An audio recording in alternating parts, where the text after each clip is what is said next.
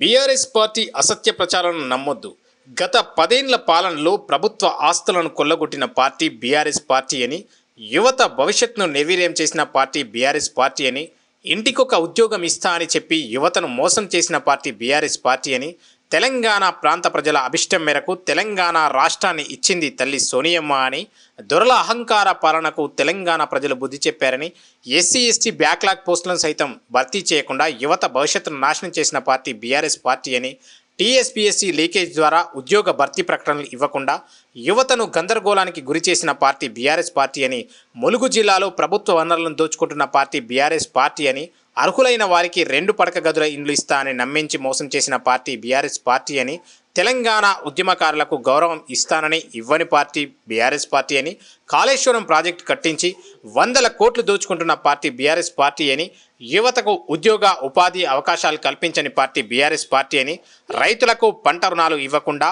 పహానీ వ్యవస్థను నాశనం చేసిన పార్టీ బీఆర్ఎస్ పార్టీ అని, లిక్కర్ కుంభకోణం, పేపర్ లీకేజ్ ఇలా ఎన్నో దారుణాలు చేసిన పార్టీ బీఆర్ఎస్ పార్టీ అని, గత 10 ఏళ్ల పాలనలో యావత్ తెలంగాణ ప్రజలను మోసం చేసిన తెలంగాణ రాష్ట్ర ఖజానాను దోచుకున్న పార్టీ బీఆర్ఎస్ పార్టీ అని, కాంగ్రెస్ పార్టీ అధికారంలోకి పట్టుమని 6 నెలలు కాకుండానే కావాలని నేడు కాంగ్రెస్ పార్టీ మీద బీఆర్ఎస్ పార్టీ అసత్య ప్రచారం చేస్తుందని రాష్ట్ర పంచాయతీరాజ్ గ్రామీణాభివృద్ధి శిశు సంక్షేమ శాఖ మంత్రి డాక్టర్ నసరి అనసూయ సీతక్క పేర్కొన్నారు. వరంగల్, ఖమ్మం, నల్గొండ జిల్లాల ఎమ్మెల్సీ ఎన్నికల్లో ప్రచారంగా భాగంగా ములుగు మండలం ఇంచర్ల జరిగిన సభలో మంత్రి ప్రసంగించారు.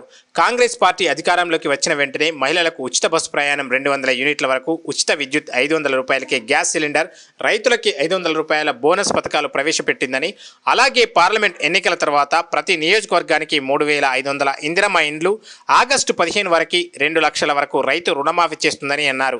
ఇప్పటికే ఎన్నో మెగా డిఎస్సీ లాంటి ప్రకటనలు ఇచ్చారని, అలాగే శాశ్వత పద్ధతిన ఉద్యోగ భర్తీ చేపట్టి దేశానికి స్వాతంత్ర్యం తెచ్చిన పార్టీ కాంగ్రెస్ పార్టీ అని, తెలంగాణ రాష్ట్రం ఇచ్చిన పార్టీ కాంగ్రెస్ పార్టీ అని, అలాంటి పార్టీలపై కావాలని కొందరు అసత్య ప్రచారాలు చేయడం దుర్మార్గమని వారు పేర్కొన్నారు. వచ్చే ఎమ్మెల్సీ ఎన్నికల్లో కాంగ్రెస్ పార్టీ వరంగల్, ఖమ్మం, నల్గొండ జిల్లాలో అభ్యర్థి తీన్మార్ మల్లన్నను గెలిపించాలని, మల్లన్న కూడా పోరాట పటిమ కలిగిన వ్యక్తి అని, దొరల అహంకార పూరిత ధోరణిపై తిరుగుబాటు చేసిన ఎగిరేసిన వ్యక్తి అని, బీఆర్ఎస్ పార్టీ అన్యాయాలను అక్రమాలను బయటికి తీసిన ప్రజా గొంతుక అని, అలాంటి వ్యక్తిని పట్టభద్రులు అందరూ మే 27న 2వ నెంబర్ యందు హస్తం గుర్తుకు మొదటి ప్రాధాన్య ఓటు వేసి గెలిపించాలని మంత్రి దనసరి అనసూయ సీతక్క పేర్కొన్నారు. ఒక 10 నిమిషాలు మండలాల వారీగా గ్రౌండ్ టేబుల్ పెట్టుకుందాం. మల్లన్న గారు వెళ్ళినాక తర్వాత ఎవరెవరు ఎక్కడెక్కడ అనేది గుర్తు పెట్టుకొని వాళ్ళకు ఒప్పించి రేపు ఈ రోజు ఏ పని కావాలన్నా, ఊళ్ళలో పనులు కావాలన్నా, ఉద్యోగాలు కావాలన్నా, ఉద్యోగులకు ఈ 5-6 ఏళ్లలో 10 ఏళ్లలో కాంగ్రెస్ ఉన్నప్పుడు నెల తిరగక ముందు జీతం వచ్చేటప్పుడు, మళ్ళా ఫస్ట్ తారీఖు కాంగ్రెస్ వచ్చిన తర్వాత 10 ఏళ్ల కింద కాంగ్రెస్ ఉన్నప్పుడు ఫస్ట్ తారీఖే జీతం పడేది. ఈ 10 ఏళ్ళు కేసీఆర్ మర్చిపోయాడు. మళ్ళా ఇన్నాళ్ళ కాంగ్రెస్ వచ్చిన తర్వాత మళ్ళా ఇప్పుడు ఫస్ట్ తారీఖు జీతాలు ఇస్తున్నాం. మరి వచ్చి రాగానే 34,000 ఉద్యోగాలు, అంగన్వాడీలను కూడా ప్రమోట్ చేసినాం. ఇంకా 9,000 అంగన్వాడీ ఉద్యోగాలు ఉన్నాయి, అవి వస్తాయి. జాబ్ క్యాలెండర్ కూడా వస్తుంది. పిల్లలకు చెప్పండి, ఈ రోజు కాంగ్రెస్ ఇచ్చిన మాట ప్రకారం ప్రతిదీ కూడా అమలు చేస్తా అంటే బీఆర్ఎస్ నాయకులకు బెంబేలెత్తిపోయి నిద్ర పట్టక అధికారం పోయిందనేటువంటి అసహనంతో అవాకులు పేవాకులు పేరుస్తున్నారు. కొంతమంది రంగా మాదిగలను పెట్టుకొని, మరి కొంతమంది వాగుకాయలు పెట్టుకొని ఏముండదల్లా పుట్టిదే మరి ఒక సబ్జెక్ట్ అని ఉందా, లేక ఆయన లెక్క అన్నా ఓ 10 మందికి సహాయం చేసిరా, సర్వీస్ చేసిరా, హెల్ప్ చేసిరా, ఏమీ లేదు. కుదరగొట్టడమే వాళ్ళ పని. అలాంటి వాళ్ళు ఖచ్చితంగా తప్పుడు మాటలు మాట్లాడేటోళ్ళు ప్రజల ఆగ్రహానికి గురిగాక తప్పదు. కాబట్టి ఇక్కడ నాయకులందరూ కూడా దయచేసి ఓటర్ లిస్టు తీసుకొని మరి మీ ఊర్లలో ఉన్నటువంటి ఓటర్లు ఎవరైతే ఉన్నారో వారందరితో ఈ రోజు నుంచే ఫోన్లలో మాట్లాడి తప్పకుండా వచ్చి వాళ్ళ బూత్ ఎక్కడుందో ఆ బూత్ ను కూడా మీకు ఇవ్వడం జరుగుతుంది. ఆ ప్రకారం మీరందరూ కూడా మరి రిక్వెస్ట్ చేసి దూర ప్రాంతాలలో ఉన్నారు.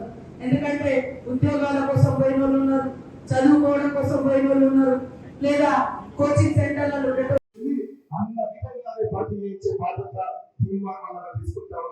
అలాగే ఏజెన్సీ అవుట్ సోర్సింగ్ లో పనిచేస్తున్న వాళ్ళకు ఈ ఏజెన్సీ విధానాన్ని రద్దు చేసినా సరే వారు పూర్తి స్థాయి వేతనాలు నేరుగా ప్రభుత్వం ఇచ్చే ఏర్పాటు చేస్తామని చెప్పి మీ అందరూ తెలియజేస్తాము. ఇంకా అంతేగా సోదరులారా, అనేకమైనటువంటి సమస్యలు మీరు గతంలో కేసీఆర్ తయారు చేసిన సమస్యలు 46 జీవో సమస్య కానీ, 317 జీవో సమస్య కానీ, ఈ ఉపాధ్యాయుల ప్రమోషన్లు కానీ, లేకపోతే ఇంకా ఉద్యోగస్తులకు రావాల్సినటువంటి ఏవైతే హక్కులు ఉన్నాయో ఆ హక్కులన్నింటినీ మీరు పొద్దుగల తీర్మానం గెలిస్తే వీటిని అమలు చేయిస్తా అని చెప్పి నేను తెలియజేస్తా ఉన్నా. ఇక్కడ తీర్మానం వలన ఏం చేసిందో చెప్పిండు, 10 ఏళ్ల కాలం పాటు తీర్మానం వలన క్వాలిఫికేషన్ ఏందో చెప్పిండు, తీర్మానం వలన గెలిపిస్తే ఏం చేస్తుందో చెప్పిండు. ఇది ఒక అభ్యర్థిగా నేను ప్రజల ముందు పట్టభద్రుల ముందు ఉంచినటువంటి నివేదిక. నాది ప్రొఫైల్ ఇది. బిఆర్ఎస్ పార్టీ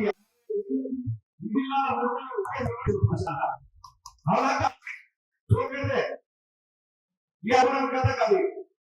కేటీ రామారావు ఏమంటాడంటే బీజేపీ ఆయన సంగతి మీకు ఎక్కున్నది.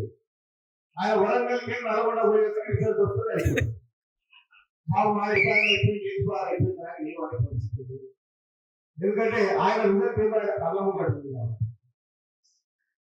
సరే, అభ్యర్థులతో పంచాయతీ కాదు, వాళ్ళని పాపం ఏదో నిలబెట్టినంటే నిలబెట్టి. కానీ ఒకటి చెప్తా ఉన్నా, ఇలా కేటీ రామారావు ఏమంటున్నాడు, ముఖ్యమంత్రి గారిని పట్టుకొని, రేవంత్ రెడ్డి గారిని పట్టుకొని బ్లాక్ మెయిలర్ అని మాట్లాడతా ఉన్నారు.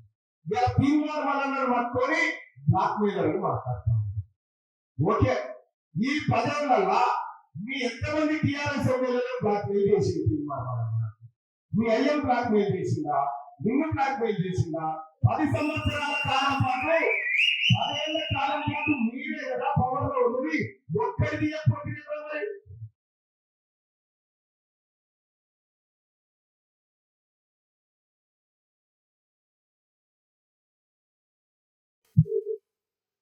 రైతుల దగ్గర దుంపుకొని ఫార్మా కంపెనీలకు అమ్మినటువంటి వ్యక్తులు మీకు అంటే ఒక మనిషి దగ్గర కొని ఇంకో మనిషికి అప్పచెప్పడం ఏమంటారు?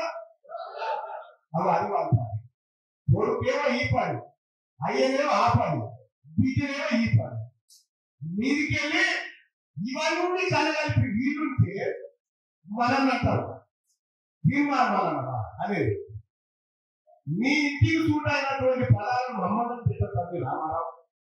ఈ రాష్ట్రంలో, ఈ దేశంలో లంగలైనా, లప్పంగలైనా, బ్రోకర్లైనా, బ్లాక్ మెయిలర్లైనా మీ కుటుంబానికి సరిపోతే మాకు సరిపోతుంది. కిడ్నాపులు తలవకుండా కన్నారా లేడు. ఇప్పుడు సెంటర్ కూడా చేయలేదు. ఎందుకేసిన మంది జైల్లో కిడ్నాప్లు, బెదిరింపులు, ఈ కార్యక్రమాల వల్ల వాళ్ళు తెలియదు. నీ కుటుంబం అంతా గీకుంటే నువ్వు సమాజాన్ని అంటావా? సమాజం కోసం పోరాటం చేసుకున్న వాళ్ళని అంటావా? ఇంకా అంతేకాదు, అలాగే ఉస్మానియా యూనివర్సిటీలో కానీ, కాకతీయ యూనివర్సిటీలో కానీ చదువుకున్న ఉన్నారా? డిగ్రీలో ఆ యూనివర్సిటీలో పరిధిలో చేస్తున్నాం ఉన్నారు కదా. చెరవు నేను ఎన్నికల్లో పోటీ చేస్తా ఉంటే వీళ్ళు డ్రామారావు ఏమంటారంటే, మా అభ్యర్థి పిచ్చి పిల్లలు చదివి కదా, వాళ్ళ అభ్యర్థి అంట ఇక్కడ రాజస్థాన్లో చదివిన పిచ్చి పిల్లలుగా, ఆ పిచ్చి పిల్లానికి పల్లి పడడానికి పోటీ అంటారు. అవునా భయ్, ఈ ఉస్మానియా యూనివర్సిటీలో చదివిన పల్లి పడాలి ఎక్కడ కనిపిస్తున్నప్పుడు, ఈ కాకతీయ యూనివర్సిటీలో చదివిన బిడ్డలు నీకు పల్లి పడాలు ఎక్కడ కనిపిస్తా ఉంటారు కదా. ఇంత అహంకారం అవసరమా? ఈ యూనివర్సిటీలో చదువుకున్న బిడ్డలు ఈ పట్టభద్రులంతా పల్లి పడాలి కదా అవసరమా? నువ్వు ఇప్పుడే కాకతీయ యూనివర్సిటీ, ఉస్మానియా యూనివర్సిటీ బొమ్మలు అడగబెడతా ఉన్నారు. మీరు పల్లిపడాలి కావాలా? ఈ కాకతీయ యూనివర్సిటీ బిడ్డలు, ఈ ఉస్మానియా యూనివర్సిటీ బిడ్డలు పోరాటం చేస్తే కదా తెలంగాణ రాష్ట్రం వచ్చింది. వాళ్ళని పల్లిపడాలతో పోలుస్తా ఉన్నారంటే ఈ అహంకారం తగ్గలేదు రా రామారావు. మీకు ఇంకా పట్టాలు తగ్గలే, ఇంకా వాళ్ళు పదవి ఉండాలనుకుంటున్నారు. సోదరులారా,